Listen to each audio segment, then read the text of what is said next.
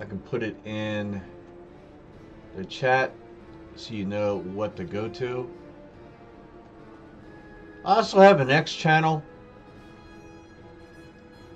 and a Reddit channel. So here is the YouTube channel.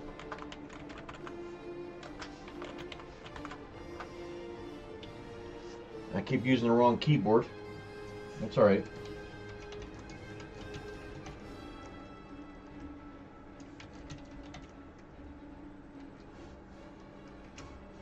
There we go. Paste.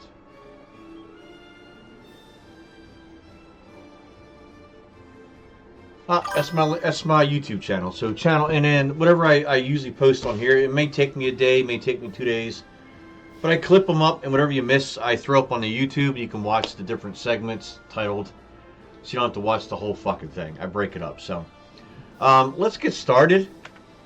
We are 5 minutes in, but let's get started. This is the biggest fast food chains in the world from 1950 to 2025, and this is a different channel, but I'm going to subscribe to them and like the channel. But I recommend, if you can't see it, but here, look.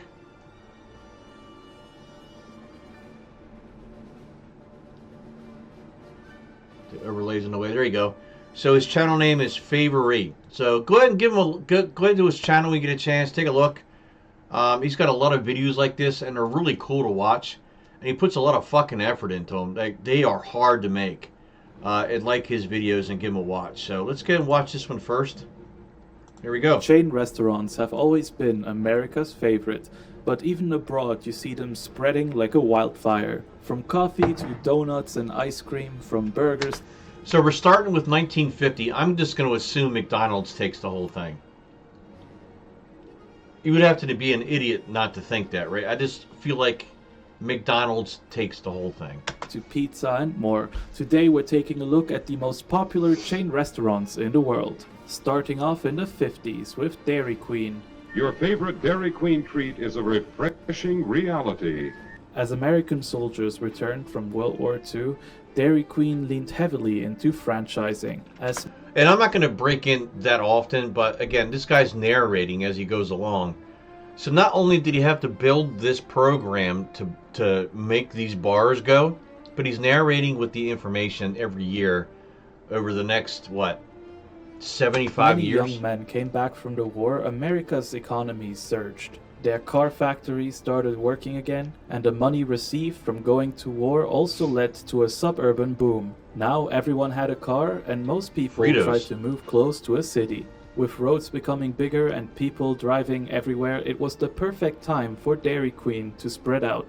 Their roadside stops became the perfect place for American families to quickly grab an ice cream when they were on their way somewhere. On top, because you could go to these restaurants back then and not have to worry about 3 or 4 people breaking out in a fight and screaming and yelling and jumping over the counter and punching the employees. It was just a normal society then.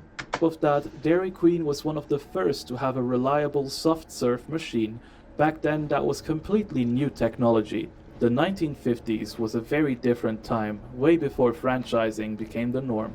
Their only real competition at the time was A&W restaurants. That turns into one of us! Hey, get your paws off my dress! A&W is by far best known for their root beer. Unlike many other soft drinks like Coke, Pepsi, 7-Up and Sprite, they don't really have a direct competitor that comes anywhere close to their popularity. But did you know that they also own a restaurant chain which is considered the oldest successful burger franchise in the world? From the 50s all the way to the late 60s, A&W was the second largest restaurant chain in the world. While they didn't have quite as many franchises as Dairy Queen, they still overtook the rest of their competition by pretty leagues. close. At the peak of their popularity, they had around 2,400 restaurants. While they're not as popular today, they were the first large burger joint in the country. They are even believed to have created. Now, if you keep an eye on the left, you see McDonald's has literally just jumped up. So what's weird, and I didn't know this, back in 1961, you had Dunkin' Donuts was around in 1961, and Pizza Hut. I did not know that. I did not, and Sonic. I did not know these companies existed that many years ago. That's what, let's say 1960, 40 plus 25, 65 years ago. Pizza Hut existed, Dunkin' Donuts, Sonic Drive-In. Burger King I can understand. But KFC too? Like, I didn't really know all these companies started that early. The bacon cheeseburger in 1963. In the late 60s, A&W would be overtaken by the world's favorite chicken joint, KFC. With convenient, delicious Colonel Sanders Kentucky Fried Chicken. Fucking ads. You know, you gotta watch the ads. They gotta be there. Can't complain. You've probably all already heard the story of Harland Sanders, also known as Colonel Sanders. He used to own a small roadside restaurant where he served chicken, steak, and other meals, until in 1939 he discovered how to pressure fry chicken, something that wasn't really done before at all. This, combined with his secret recipe of 11 herbs and spices, was immediately a hit with his clients. In the 50s, as the infrastructure around highways improved, a lot of his clientele was diverted away from him.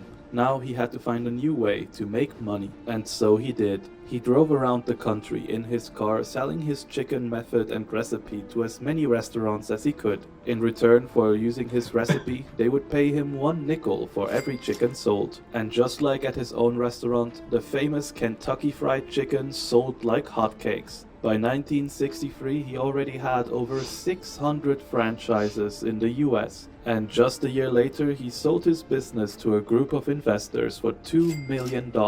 As soon as these people came in, they worked on creating a unified brand image and really ramped up the franchising. So much so that by 1968, they would even outrank A&W restaurants as the second largest fast food chain in the world. Look at McDonald's. McDonald's is quietly sneaking up. KFC, get ready to overtake Dairy Queen. They were not satisfied with that, as it just kept going from there. By 1974, they would overtake even Dairy Queen, as they now had more than 4,000 restaurants. 1973, the year I was born. It truly seemed like their reign would last forever. But in the late 70s, a different franchise was slowly crawling up to the top. And then, by 1980, they would take the throne as the biggest fast food franchise in the world. And I don't know if you've watched the documentary. There's a documentary on Netflix about McDonald's. And Ray Kroc is played by Michael Keaton, Batman, right? It's a very good documentary to learn how McDonald's came about. But that guy was a fucking genius, man. He just took it and ran with it. I'm talking about McDonald's. McDonald's. In McDonald's land, McDonald's. McDonald's. The place that created the modern fast food system was McDonald's. The initial idea was to just create a drive-in restaurant. From there, the brothers who owned the restaurant focused most of their efforts into creating a speedy system where people... I don't think that's true. From the documentary, it's different because McDonald's back then, when Ray Kroc first walked up on a McDonald's, it was just a walk-up. And like literally, it's not a joke. Hamburgers were a nickel. Fries were like a nickel. Shakes were 10 cents. A fucking nickel for a hamburger. A nickel! Today it's like $6 for a fucking hamburger, for a Big Mac or some shit. You know what I mean? Back then it was a nickel to 25 cents or whatever. But it was not originally a drive-through. It was, from what I saw in the documentary, it was designed as a place for people to hang out, sit down with their families and eat and have a good time and sit outside. There was no inside lobby or anything. It was just a walk-up place. People could quickly get to their food. They called it the speedy service system. The restaurant severely limited them. Here you go, look. So a little bit later. Hamburger 15 cents, cheeseburger 19 cents, so 4 cents for a piece of cheese. Shakes 20 cents, French fries 10 cents, root beer 10 cents, coffee 10 cents, cold milk 12 cents. I don't see anything on it. The Big Mac was not made yet. And used standardized methods in order to cook the food as quickly as possible. In return, they managed to keep their prices as low as possible, and customers would receive their orders within minutes. This was incredibly convenient at the time. And what I don't understand is like this big thing where people got a burger, fries, and a milkshake. Who drinks a fucking milkshake with a hamburger? If you're raising your hand right now, put your fucking hand down. It's disgusting. It has to be a soda with a hamburger. A milkshake with a hamburger?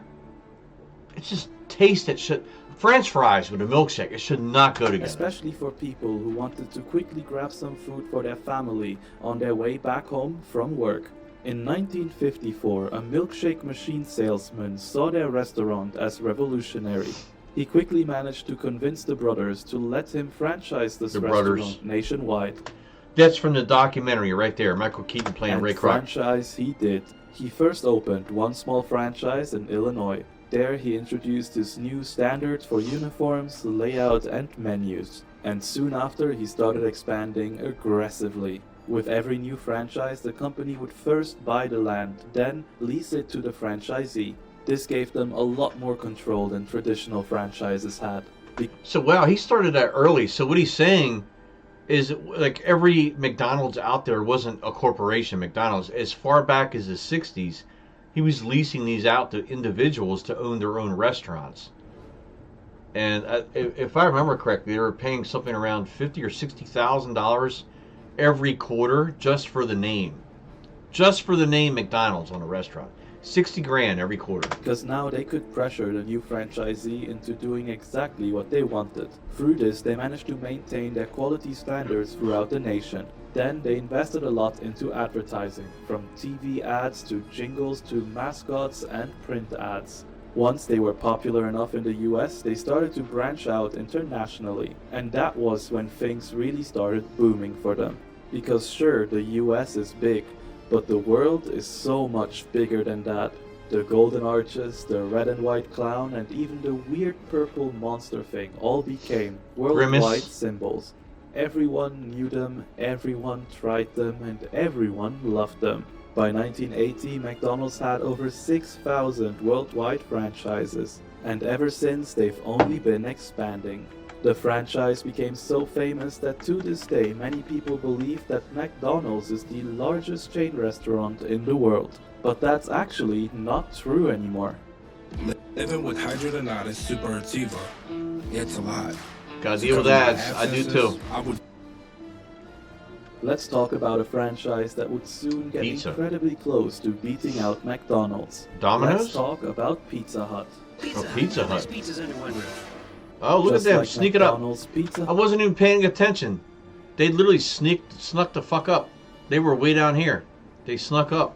Hut was created by two brothers in the 50s. Brothers. And the only reason why it was called Pizza Hut in the first place was because the sign that they bought only allowed for up to 8 letters. Back in the late 50s, pizza was still a quite exotic food in the US, and after finding success in their hometown, they quickly started franchising, thereby becoming the first to bring pizza to many parts of the US. In the late 60s, it looked like they had everything figured out. They even introduced their signature red roofs onto their restaurants. From 1972, the company went public, and from there on, things started to actually blow up.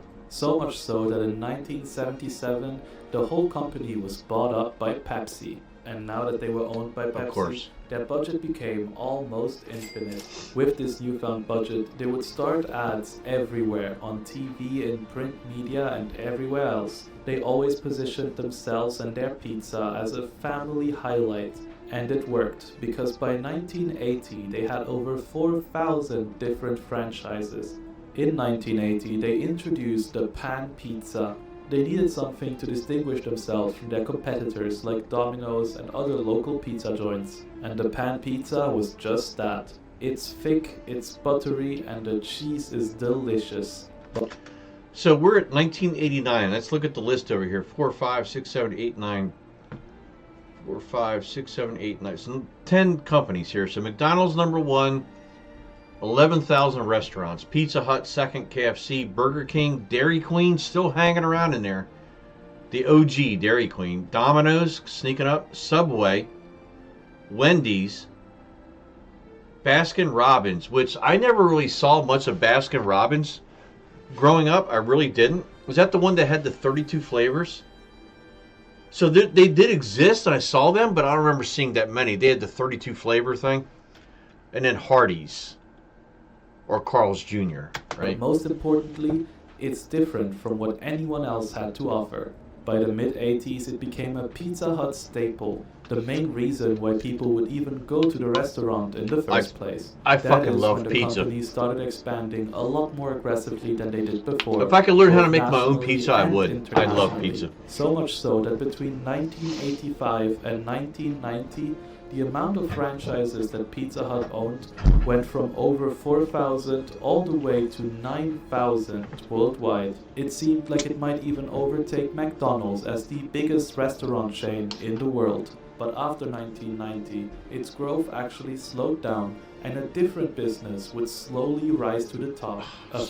fast food business that didn't even need a proper kitchen. Fucking This Jared. was none other than Subway. Food for thought. Fucking Jared, man. Subway. It's the way Jared to wrecked it. In 1965, 17-year-old Fred DeLuca started his very own sandwich shop. It was called Pete's Super Submarines. Then, by 1968, as the shop was already becoming quite successful, they renamed it to Subway for simpler branding. From there, the rest of the story is quite familiar. It's a pretty standard franchising story from the 70s. It took them quite a while to land on this list as they first appeared in the late 1980s. But then, in the 90s, they changed their marketing strategy, and everything changed. For this new marketing strategy, they focused on being the healthy fast food. They did this mostly through an emphasis on their fresh ingredients that are prepared right Yeah, cringe. Jared, right? Cringe. in front of your eyes. This was the perfect timing because the 90s is when the US truly started being aware of healthy diets. For example, I'm not gonna lie, like in the late 90s, early 2000s, I did spend a lot of money on Subway. I did eat a lot. There was like a buffalo chicken sub or something like that, and I got that a lot. I ate that a lot, and I'm not gonna lie, like I was a Subway customer, and as soon as that Jared shit came around, I was like, yeah, I'm not going there anymore, man. Fuck did that. you know that the food pyramid didn't release until 1992? As Americans were getting more wary of fat and processed foods like in McDonald's, KFC, Burger King and others, Look how awful Subway's that Eat looks. Fresh campaign naturally put them in front of everyone's eyes. Additionally, opening a Subway franchise was a lot cheaper than any of their competitors. All a Subway needs is a tiny bit of space, a couple chairs, and one worker. Opening a Subway franchise was One so worker. easy and profitable, you would find them pretty much anywhere, from gas stations One to employee. hospitals and universities. By 2002, they surpassed McDonald's in US locations, and then by 2010, they became the largest chain restaurant in the world. McDonald's and Subway would fight for the top spot for quite a long time. All the while, the most Instagrammed coffee chain would be sitting right below them. Starbucks. Let's look into Starbucks. And let me tell you something right now. I have never walked into a Starbucks. Never. Have I had Starbucks drinks? I have. It's at work and someone's, hey, look, I'm going to Starbucks. Do you want something? And you're like, I don't know. I want a mocha cappuccino, right? I don't know what the fuck their drinks are called. Mocha cappuccino. Yeah, but I've never walked into a Starbucks. The origins of Starbucks are actually quite poetic. You see, originally the brand only sold coffee equipment and beans and didn't have any cafes for itself. In 1982, Howard Schultz joined as the director of retail operations and marketing. Once he took this seat, he started envisioning Starbucks. So, I'm sorry. I'm listening to what he's saying, but I'm watching the Subway numbers versus McDonald's. He said at one point Subway overtook McDonald's. We're at 2008, so I'm waiting for that huge decline after the Jared news, right? There are only, 1,600 locations less than McDonald's? I'm waiting to see Subway take number one and then watch that decline big time. As a third place between home and work. But the original founders resisted the idea of a cafe. So what did Schultz do? Well, he just left and started his own cafe called Il Giornale Yeah, in that's right. Yep. 1985. I He remember ended hearing up about that. making Here it so is, right much here. money with his new cafe. Boom. That in I know we're listening to the Subway news, the Starbucks news, but Subway just took over McDonald's in 2010. And I find that weird because it's only 15 years ago. I thought the Jared news came out around then. Was it that much later the Jared news came out?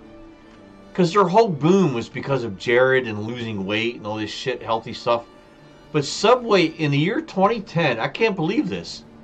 Subway was actually the #1 fast food restaurant in the world. That's crazy. Subway. And at the beginning, I was like, McDonald's owns it, right?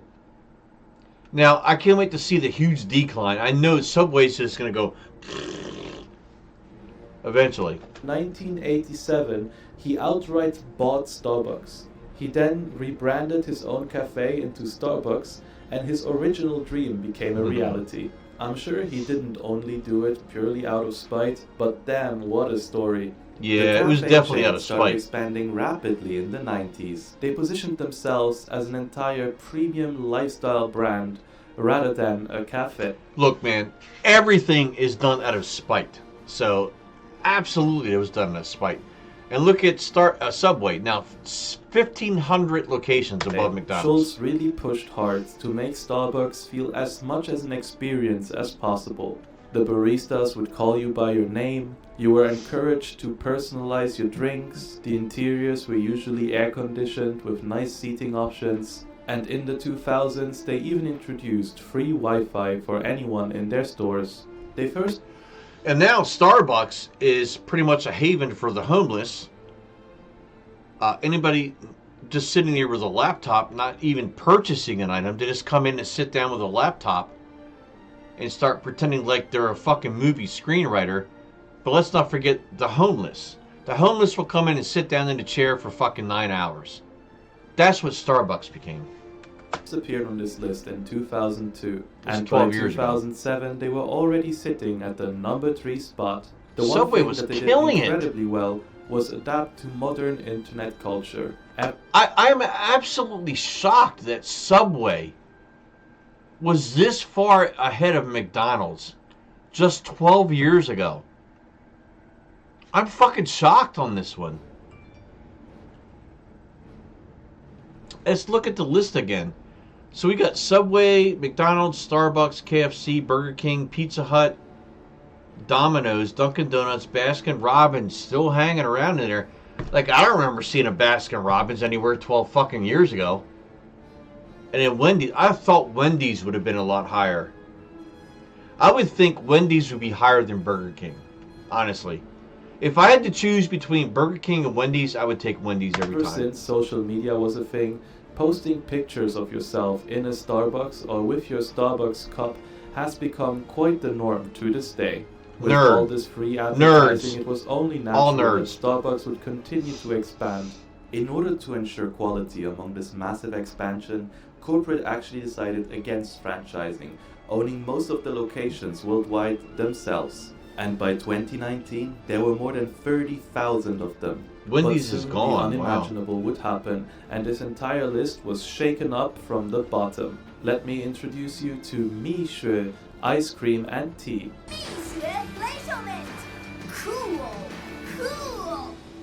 Never heard of it. If you live in a Delaware zip code cool. and have zero Just in time for DUIs another in ad. the last 5 years, listen carefully.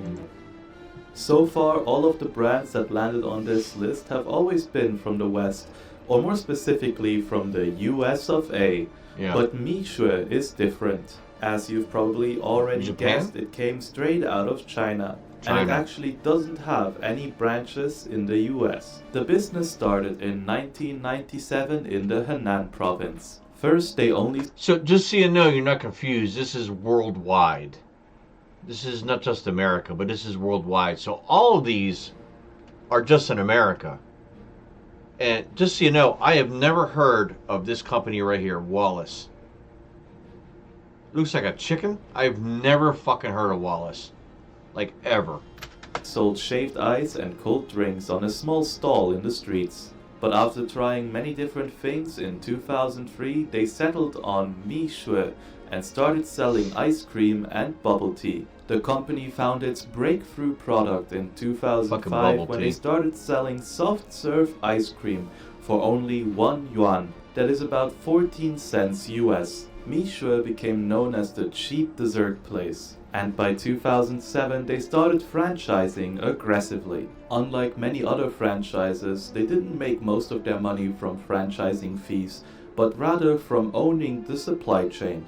This way the business became especially interesting to franchisees. By keeping franchising fees low, they can realistically keep their prices low as well, while also quickly becoming profitable for... Okay, so Wallace, if anybody knows what Wallace is, let me know.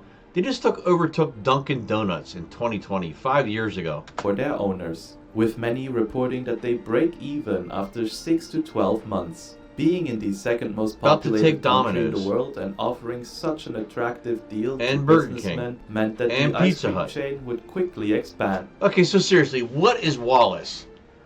What is Wallace? I gotta look this up. I gotta interrupt this because I just gotta look it up. Let me look it up. Only Chinese brand. Wrong keyboard. Hold on 1 second.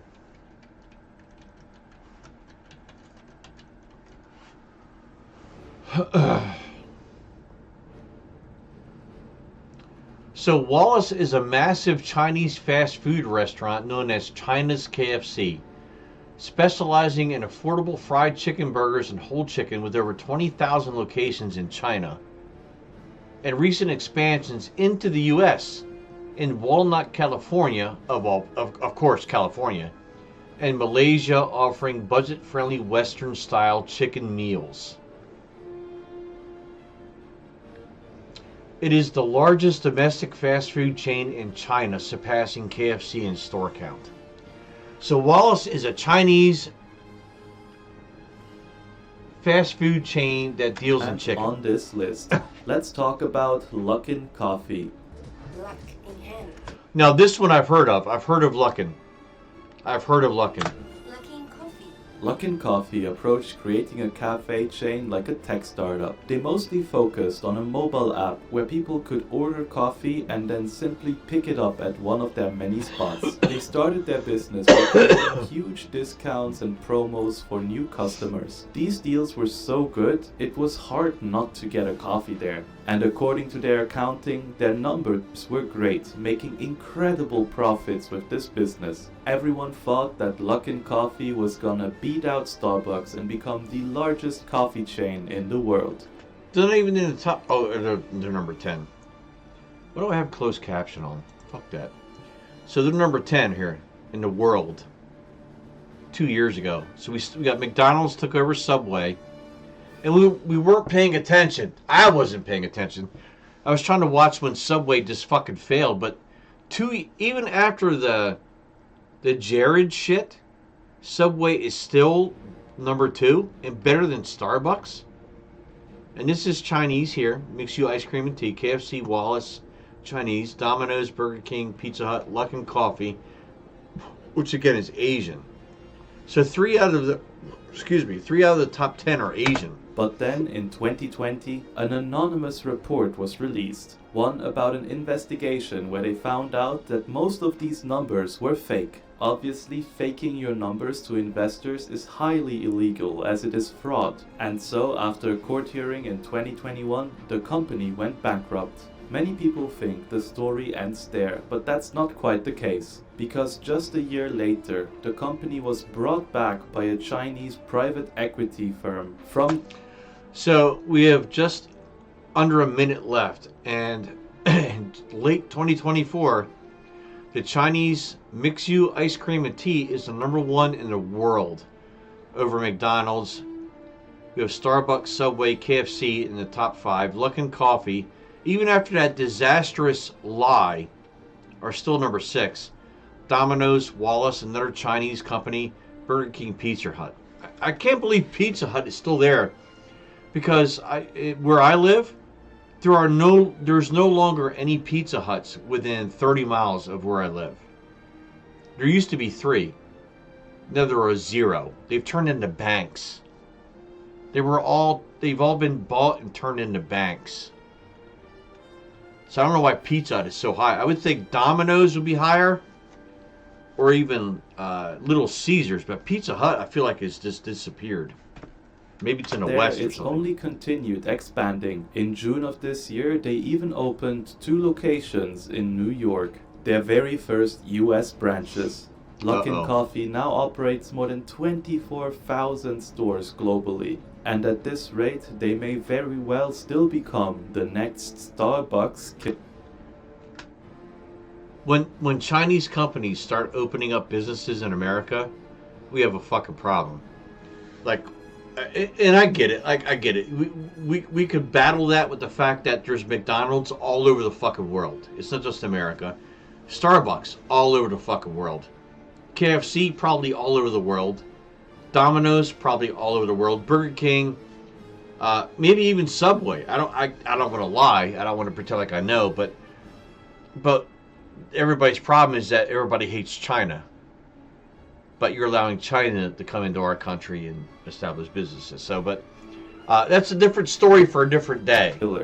Let me know which company you think will overtake Michelin next. Is McDonald's gonna get back on top, or is some new company from, say, India gonna surprise everyone? Let's go back a little bit here. So this is the final result in 2025.